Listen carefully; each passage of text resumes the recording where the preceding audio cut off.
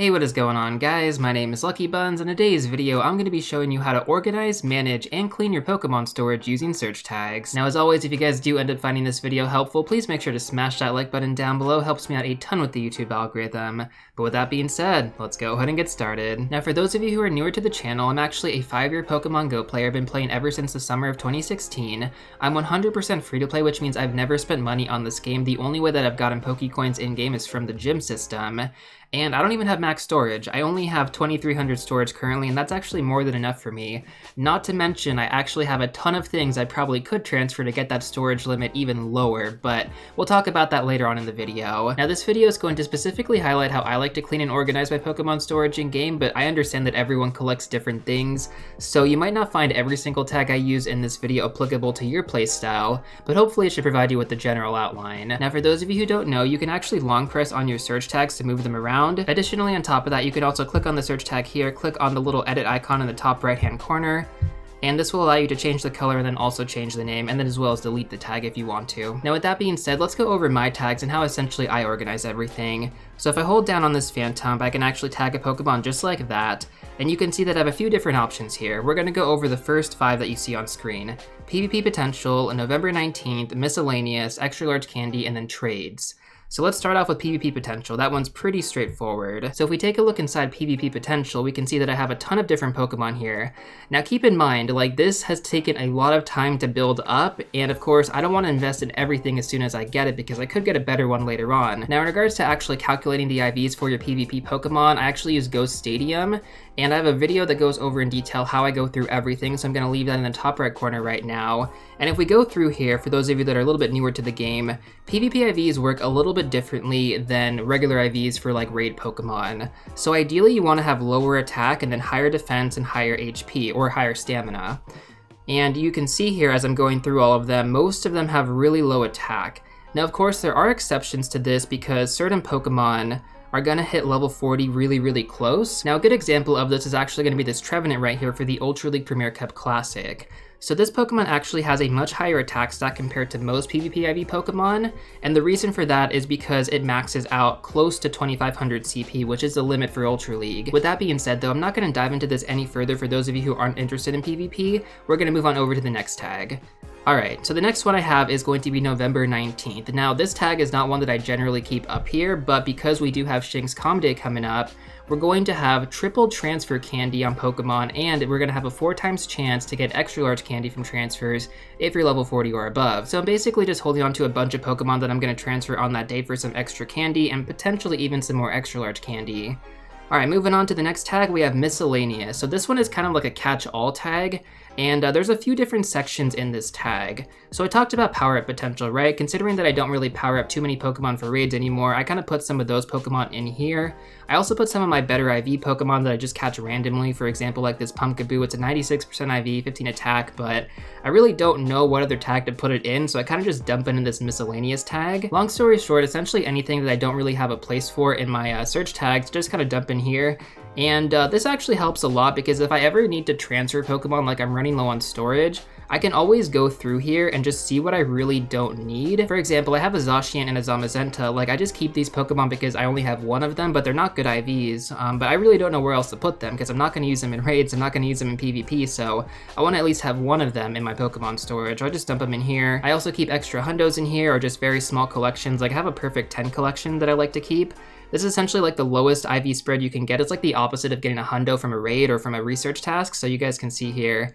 Perfect 10 IVs are kind of cool. I mean, in their own right, I suppose. Yeah, that's essentially it. I think it's always good to have like a catch-all tag for, you know, things that you're not really sure if you want to get rid of, and if you just need time to decide, then you can just dump them in here. Alright, moving on to the next tag. So we are going to have extra large candy. This one's pretty straightforward. Any Pokemon that I want to get extra large candy for.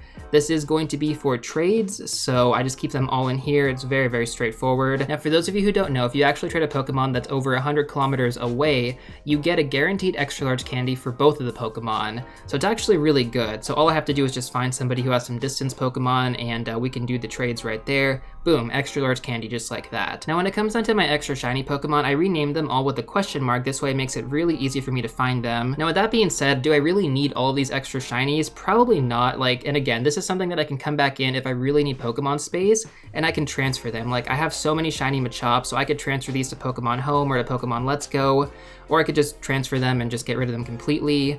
With the Kanto Pokemon, you have the option to transfer them to Pokemon Let's Go, and then with Pokemon Home, you can also transfer shiny Pokemon to there as well, but I believe there is a limit, so you can't just transfer every single one of them. You have to wait in between. So a great example of something that I have way too much of is shiny Eevee from the recent Calm Day. I could definitely get rid of some of these, but I'm just keeping them here for right now because I'm not struggling with storage space, so I'm honestly okay. But when that day does come where I have to start getting rid of stuff, then I can start transferring from here if I really need to. So that is just one section of my trading category. We have a few others I want to go over right now. The next one I'm going to talk about is going to be my distance trades. So these are Pokemon that I mainly get from hatching, from 7-kilometer eggs, or from remote raids. You guys can see here, this one's from Germany. This one is from the UK. Let me see if I can find one from a raid. This Gengar is from a raid. This one is from Australia. And this is from a mega raid, by the way. And I just kind of hold on to them because if I want to trade with somebody to get extra large candy, then I can do that with these distance Pokemon. I also nickname Pokemon with this yen symbol right here. This is just to nickname a lot of different ones. So if I put the yen symbol and the number 1, this is for all my tiny trades. And then if I just put the regular yen symbol, you can see that I have Pokemon that are marked yen 2016. So basically, if I traded this Pokemon with somebody who had like a legendary, right? I have a really good chance of that legendary going lucky, which is going to be super great for me because that could potentially be a hundo. So keep these around for that reason. And then also, if that person hasn't gotten 10 lucky Pokemon on their account, if you trade them a 2016 Pokemon, the lucky Pokemon is guaranteed. So yeah, if you have 2016 Pokemon hanging out, definitely do not transfer them. Make sure you save those for trades. Probably one of the most valuable Pokemon to trade these days. We also just have some other random Pokemon in here, like just some really massive CP Pokemon like this Executor. It's a level 31 and I'm never going to use it, but I figure if I trade it to somebody, they might be able to use it. And then we also have some Pokemon that are marked Let's Go, and as you can guess, they're going to go to Let's Go, so we can just do that. And you can also transfer Pokemon to Let's Go that have been traded to you, which is pretty nice. So for example, this shiny Eevee can go there, this shiny Scyther can go there, and that's pretty dope. I also have these hundos that are just extra hundos, and I figure if I can transfer them to Let's Go, maybe I can use them in the actual game. And so with that being said, that's pretty much everything I have in my trade section, and like I said earlier guys, I could transfer everything in here if I really needed to. So if you're ever running low on storage, I would really recommend going to your miscellaneous section or your trading section and deleting Pokemon from there first. Obviously, as you can tell, I have a lot of extra shinies for certain Pokemon, so I can start with that. And then in my miscellaneous section, like just random Pokemon that I have like good IVs for, but I'm probably never going to use them, like this Alolan Diglett. I could transfer this if I really wanted to, same with the Alolan Meowth. I'm probably never going to use it, guys. And this is not to say that if I got a Hundo, I would transfer it, because I have a specific section for Hundo Pokemon. But we'll talk about that a little bit later. Anyways, so that should pretty much cover everything in terms of the Pokemon tags that I use the most in-game. Now let's dive on over to some of my fighters. So these tags are pretty straightforward. I have my Great League Pokemon right here. I have my Ultra League Pokemon following that. Now some of you may have a Master League section, but I don't play Master League, so there's no point in me actually having one. But as you can tell guys, I have a lot of Pokemon built for the Great League, I have a lot of Pokemon built for the Ultra League, and again, I'm 100% free to play, so this took a lot of time and energy to do. And all of these Pokemon have the double moveset, so it's actually pretty crazy to think that I've invested so much Stardust into these Pokemon. And again, if you don't like PvP, you don't have to make these tags. PvP is something that I like to do in-game, but of course it's not for everybody, although I do think it's one of the best ways to get Stardust in-game, so if you're not doing PvP, well, I mean, you're kind of missing out on a lot of potential Stardust and free legendary Pokemon. Moving on over to our next tag, we're going to have my raid Pokemon. So I actually have a massive list of raid Pokemon. Now this also includes Pokemon that I've used for unique challenges, so not all of them are actually going to be meta relevant. A great example of that is going to be this Alolan Raichu, which is at level 35. It's a lucky version, really good IVs, and I've used this in unique challenges before. We have other Pokemon like that as well, but you know, you can see here that I have a lot of meta Pokemon. So like I have all these Tyranitar, I have 12 different Tyranitar, 6 with the double dark type moveset, 6 with the double rock type moveset, and the rock type moveset is a legacy moveset for SmackDown. The common denominator for every single one of these Pokemon is that they are all above level 30 at the very least. And I just have so many different Pokemon that I could use in raids, and this makes it really easy if I want to find something. So if I type in the @ symbol and I type in dark, right? I can see all the Pokemon that I actually have dark type movesets on. And the reason I recommend typing it in that way opposed to typing it in like this is because it is going to pull up fighting type Pokemon, but that might not have fighting type movesets. For example, this Infernape is a double fire type moveset, actually triple fire type moveset, but it is also a fighting type Pokemon. That doesn't mean that it does have fighting type movesets though. So again, if I type in the @ symbol and then fighting, this will pull up all of my Pokemon with fighting type movesets. And so if you're on a time crunch, this will actually help you build teams really fast, but I do recommend building your teams in advance if possible, because you're going to be able to put together like a much better team that way.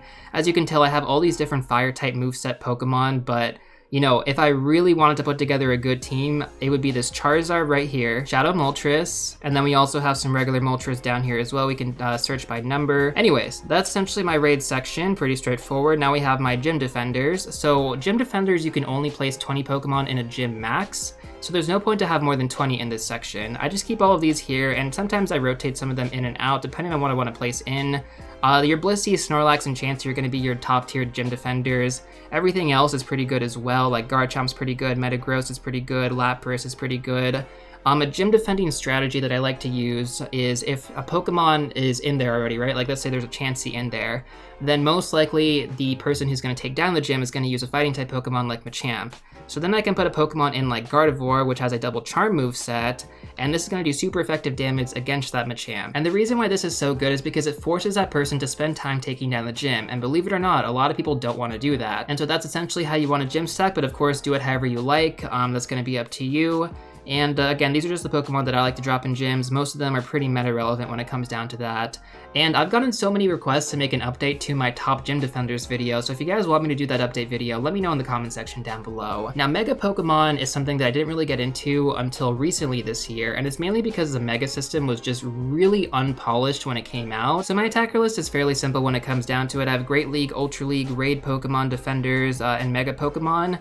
And then I also keep my Little Cup Pokemon down here as well, mainly because Little Cup doesn't come into rotation very often. And moving past that, we also have a Purify section. I rarely use this, like honestly, when I get Pokemon to Purify, these are all like 1000 dust purifications, which is the cheapest to purify Pokemon. I believe it goes in 1000, 3000, and 5000 increments if I'm not mistaken. And I think legendary Pokemon are like 20,000, but you should never purify a legendary Pokemon no matter what the reason. And then following that, before we dive into my collection tags, the last one that I have here is going to be my Sentimental Pokemon. So this is a really good tag for a lot of people because, you know, certain Pokemon that we catch, certain Pokemon that we'll run into, they have a lot of memories behind them, and I'm no exception to keeping Pokemon like that as well. Now, I'm not going to go through every single Pokemon, but I will go through a few of them just to give you guys some examples. So this Charmander right here was the very first Pokemon that I caught. It was my starter Charmander, as you can tell by the date, 2016 on July 9th. This Butterfree, I believe I was going through like a really hard time in my life, and I ended up catching this to complete my set. So I renamed this Never Give Up. That one's really sentimental to me. We also have all of my Pikachu Libre here from hitting Legend. We hit it in Season 5, Season 8, and Season 6, although Season 5 doesn't really count. I still got the Pikachu Libre, so I'm going to keep that. I caught this Shiny Sandshrew on a leap here, so I caught it on 2/29, February 29th, which is really cool. Let's see, what else do we have here? The OG Gengar that I caught during the original Halloween event, the very first Halloween event in Pokemon Go. It was my very first Gengar that I caught. This Muck was so rare to get. Like, Grimer was one of the rarest Pokemon to get in 2016, so it took me forever to get the candy. It's the first Pokemon that I just walked a ton. This Onix right here is from Brandon Ton, and this is really cool because, honestly, I looked up to him so much, and I still do, and he traded this to me during 2019 Go Fest, so I obviously kept that. And let's see what else I have here. This one is from Worlds, the Pokemon TCG Worlds event in 2017. They had it in Anaheim, so I drove out there and I played during that day. That was really cool. The reason I named this Shiny Gyarados Restoration is because my account got wrongfully banned in Pokemon Go. I believe around 2018, there was like a massive ban wave, and for some reason my account got caught up in that. I appealed so much. It was like an entire process. For those of you that follow my channel back then, you guys know what I'm talking about, but I know a lot of my newer viewers probably never realized that I actually got my account wrongfully banned at one time. Thankfully though, I was able to get it back after 8 months, so really happy. And this Shiny Gyarados, or it was originally a Shiny Magikarp, I caught before I got banned, like a few days or something like that. If I ever got my account back, I was going to evolve this and max it out. And back then we didn't have level 50, so I maxed this out to level 40, and that's why I have it here. That's also why I like dropping it in gyms, because it's really sentimental to me and it means a lot. So I have quite a few Pokemon that obviously mean a lot to me, and I understand that they're just pixels, but at the end of the day, I don't know, if I can look back and think about the memories that I had with these specific Pokemon, or like the grind that it took to actually get them, then I don't know, I think that's worth keeping around. Like, it might not be meta relevant, it might not be usable in Pokemon Go, but they do mean a lot to me. And I'm sure some of you have these Pokemon as well, and I would love to hear those stories in the comment section down below if you're comfortable sharing them, because some of these Pokemon, like I just went over some of mine, they do mean a lot to us. So with that being said though, while you guys type out some of your shared stories for your sentimental Pokemon, we're gonna go through the rest of my collections here. So following that, the rest of my search tags are going to be all collection tags, and we have my Hundo Dex, my Shadow Dex, my Shiny Dex. We also have a Costume Dex and an Unknown Dex. So I'm not gonna go into detail for everything here just because I feel like it would take a lot of time on its own to go through all of these. So with that being said, that is pretty much everything that I have in my tag section. Hopefully you guys did find that helpful, including my breakdowns of everything. But of course, you know, as we continue to move forward, I do want to go through and show you guys some examples in terms of how I actually transfer things, how I find PvP IVs.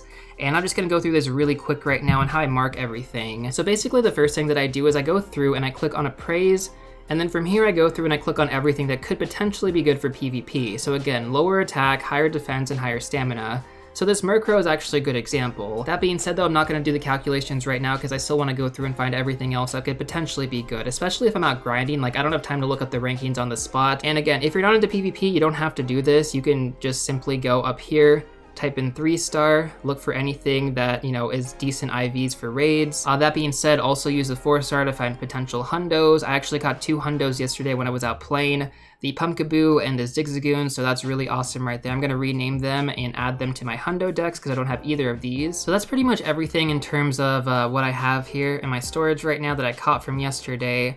So now I'm gonna go through and I'm gonna transfer everything that I know for a fact is not meta. Once again, I have plenty of videos that go over which Pokemon are worth powering up in the game right now, and I'm gonna leave a playlist linked below called Starter Pack Playlist, and I really recommend going through that because that has a ton of resources, especially if you're a newer player, in terms of finding out what's actually gonna be meta relevant. Alright, so continuing to go through right now, I'm going to keep the Carablast because that's actually something I need candy for. Now the next step that I would recommend going through is, at this point, if you don't have something tagged, you gotta ask yourself, do you really need it? And if you can't really give yourself a solid explanation, just dump it in the miscellaneous tag, but everything else should have a category. So for example, all these Pokemon right here, these are gonna go in my category for November 19th. Or it could also go in a category for like double transfer candy if you guys wanted that. So as you guys can tell, I have everything pretty much tagged in my storage. Now we can go through and look for outliers, like this Pikachu. This wasn't tagged for some reason, so I could have just missed it. Easy transfer, that's one more storage space for me. We also caught this shiny Bellsprout yesterday, so this one isn't tagged. Maybe I'll just dump it in miscellaneous for right now and I can figure that out a little bit later. We have this Pikachu right here. This is actually a tiny Pikachu. I'm gonna mark it because somebody might want that for a tiny trade. All right, that's easy. The Litwick, I believe I kept it for PvP. Same thing with the Yamask, the Venonat, the Krogunk. Caterpie I could probably get rid of. I don't think I really need that. Anything else we missed? The Metatite, extra large candy. This Piplup actually had really good IVs, so I'm gonna put this in my miscellaneous tag. So for the end of the video right now, I'm gonna do some quick math in terms of how much Pokemon storage I could have if I actually got rid of everything that I don't really need. Now keep in mind, I do wanna mention that some of these tags do overlap, so the number isn't going to be completely accurate, but it should be a pretty general idea. So we're starting off with 1869 Pokemon storage. If we take out the Pokemon that I'm gonna transfer on November 19th, we're then going to have 1776.